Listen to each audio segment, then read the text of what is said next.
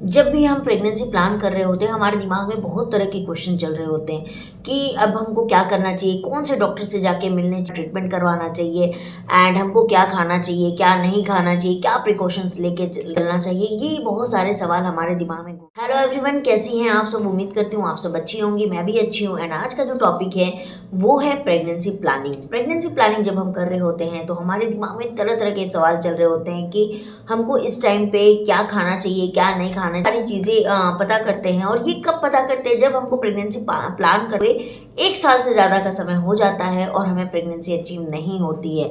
तो ऐसा क्यों नहीं होता है? प्रेग्नेंट होने में आज के समय में इतनी दिक्कत क्यों आ रही है? इनफर्टिलिटी की केसेस इतनी क्यों बढ़ गई है?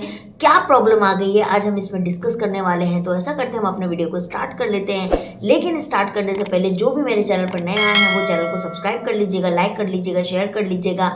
एंड चलिए हम अपने वीडियो को स्टार्ट करते हैं। इतने सारे क्वेश्चन हमारे पास में आते हैं कि मैम हमको प्रेगनेंसी नहीं हो रही है, एज भी काफ़ी कम है, खान पान भी अच्छा है, सब कुछ अच्छा होने के बावजूद भी हमको प्रेगनेंसी नहीं हो पा रही है। तो उसका रीज़न होता है इनफर्टिलिटी। इनफर्टिलिटी क्यों होता है? और ये इनफर्टिलिटी सिर्फ फीमेल को नहीं, मेल को भी होती है। और प्रॉब्लम दोनों में से किसी को भी हो सकती है। हार्मोन इम्बैलेंस मेल को भी होते हैं और फीमेल को भी होते हैं। तो जब भी आप प्रेगनेंसी प्लान कर रहे होते हो तो सबसे पहले आप दोनों जाके अब डॉक्टर से मिलिए, अपना पूरा फुल्ली चेकअप करवाइए, सब कुछ करवा लीजिए। और अगर फिर आपकी रिपोर्ट बिल्कुल नॉर्मल आती है तब आपको ज़रूरी हो जाता है कि आप कौन से सप्लीमेंट्स लेंगे, कौन सा डाइट लेंगे, कौन सा एक्सरसाइज योगा करेंगे, ये ज़रूरी हो जाता है। और अगर आपकी रिपोर्ट में कोई भी प्रॉब्लम आती है तो हमको पता चल जाता है कि अच्छा इस वजह से मुझे ये प्रेगनेंसी नहीं हो रही है। तो हमको जब प्रॉब्लम पता चल जाती है तो हम ऑब्वियस सी बात है कि उसका इलाज करवाते हैं। साथ ही साथ हमको योगा, डाइट, ये 2 बहुत कंपलसरी चीज़ें हैं जो हमको लेकर साथ में चलनी चाहिए। तो आज हम बात करेंगे कि प्रेगनेंसी अचीव करने के लिए हमको क्या खाना चाहिए और क्या नहीं खाना चाहिए। आज हम इसमें डिटेलिंग में बात करेंगे। और मेल पर्सन्स के लिए भी मैं बहुत जल्दी वीडियो बनाऊंगी कि मेल पर्सन को क्या क्या प्रॉब्लम होती है और उनको क्या करना चाहिए और क्या नहीं करना चाहिए। आज हम बात फीमेल की करेंगे। हम बात करते हैं कि क्या खाना चाहिए।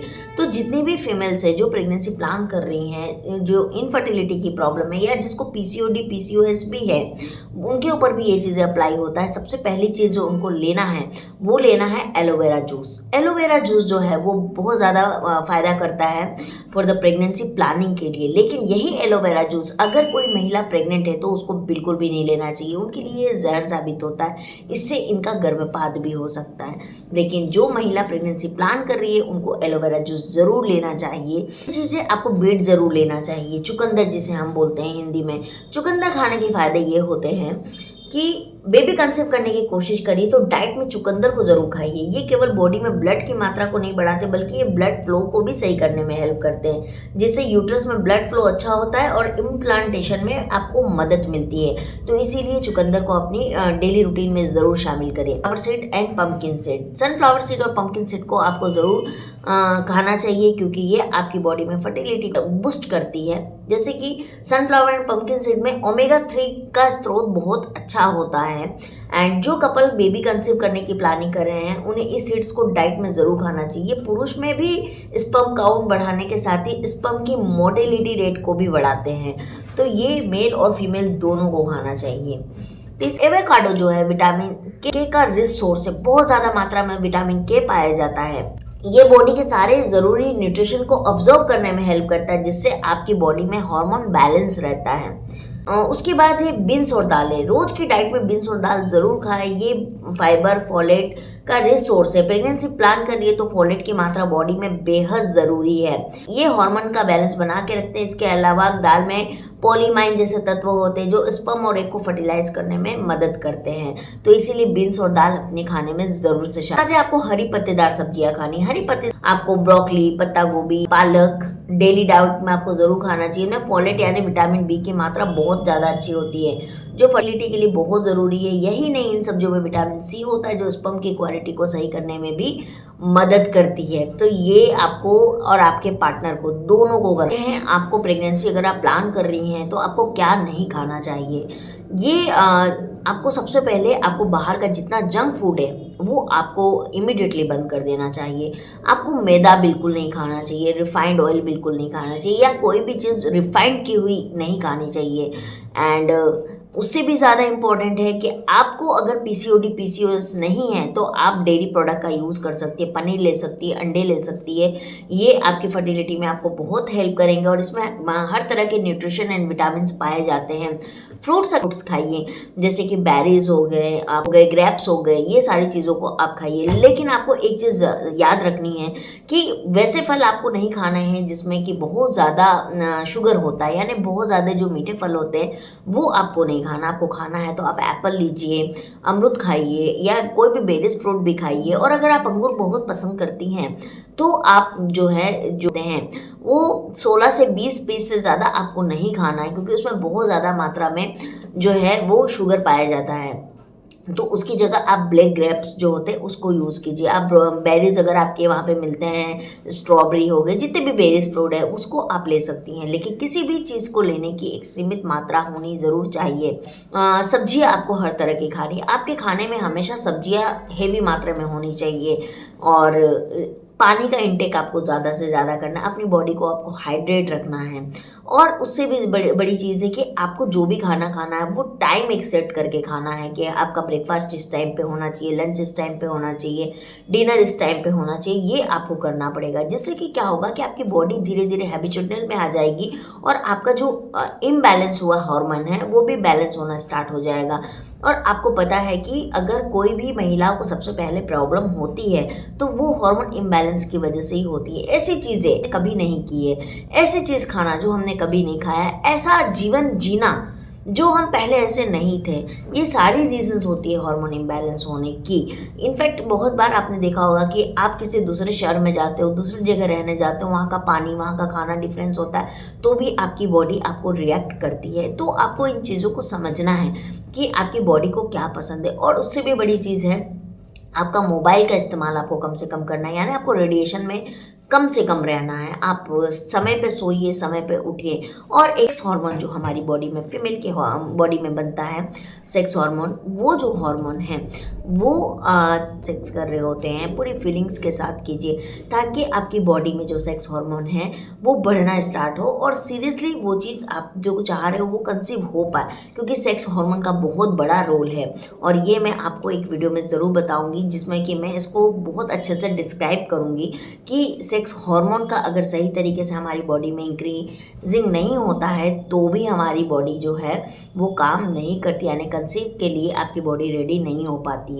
तो इसीलिए ये चीज़ें बहुत ज़रूरी है। और आपको जैसे कि आपको व्यायाम करना है, एक्सरसाइज करना है, आपकी बॉडी को, आपको हेल्थ को मेंटेन रखना है, वेट को मेंटेन रखना है, और जो आपको अच्छा लगे आप वो ज़रूर कीजिए। आप एनी टाइम ये मत सोचते रहिए कि मुझे प्रेगनेंसी नहीं हो रही है, प्रेगनेंसी नहीं हो रही है। सोच लेने से अगर हो जाती तो फिर तो हम सब सोच ही लेते और कर लेते, तो ऐसा कुछ नहीं होता है।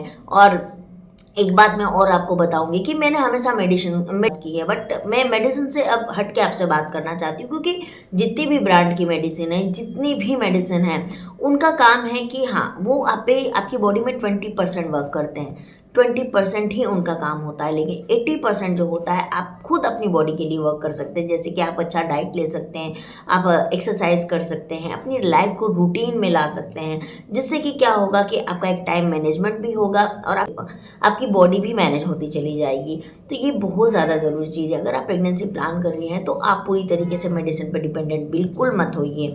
अगर आप मेडिसिन पर डिपेंडेंट हो जाएगी तो आपकी बॉडी को अगर आप मेडिसिन नहीं दोगे तो वो अपने से वर्क करेगी नहीं, उसको हर बार मेडिसिन चाहिए होता है। जैसे कि बहुत सारी महिलाओं को पीरियड्स नहीं आते हैं, हार्मोन पिल्स लेती हैं, और वो अगर अगले महीना नहीं लेंगी तो फिर उनको पीरियड्स नहीं आता है। तो इसीलिए बॉडी को आप वैसी चीज़ दीजिए मत जिसकी कि उसको हैबिट हो जाए। जैसे किसी को अल्कोहल पीने का नशा होता है या धूम्रपान करने का नशा होता है, वो नहीं करता है तो उसकी बॉडी जो है वो अट्रैक्ट करती है उसकी तरफ में, और वो अगर करना चालू कर देता तो फिर सब कुछ नॉर्मल होने लगता, फिर उसकी बॉडी पहले जैसा काम करती है।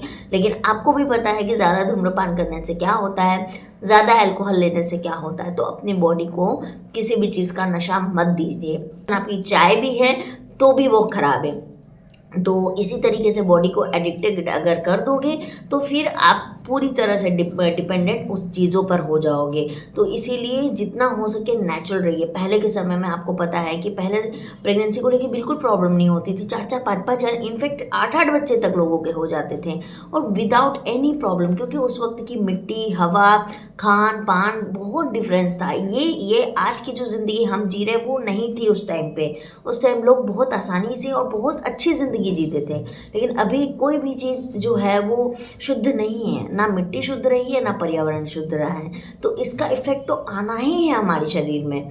तो अब हम बचे कैसे? तो हम इसी तरीके से बच सकते हैं कि हम अपनी लाइफ को नॉर्मलाइज़ कर सकें। तो आई होप आपको अच्छा लगा हो मेरा वीडियो। अच्छा लगे तो प्लीज़ लाइक, सब्सक्राइब और शेयर ज़रूर कर दीजिएगा। बहुत सारे लोग जो है मुझसे बोलते हैं कि मैम आप मेडिसिन बताइए, आप मेडिसिन बताइए, बट मैं किसी को भी मेडिसिन रिकमेंडेड नहीं करती हूँ। और हाँ, मुझसे अगर कोई पूछता है तो डेफिनेटली मैं वीडियो बना के आप लोगों को बता देती हूँ, लेकिन मुझसे अगर पर्सनली पूछोगे कि मैम कौन सी मेडिसिन बेस्ट है, तो मैं किसी भी मेडिसिन का नाम नहीं लेना चाहूँगी, क्योंकि मुझे कोई भी मेडिसिन पे, और इनफैक्ट मुझे ऑनलाइन मेडिसिन पर तो बिल्कुल भी फेथ ही नहीं रहा है कि मैं ऑनलाइन मेडिसिन की बात कर सकूं।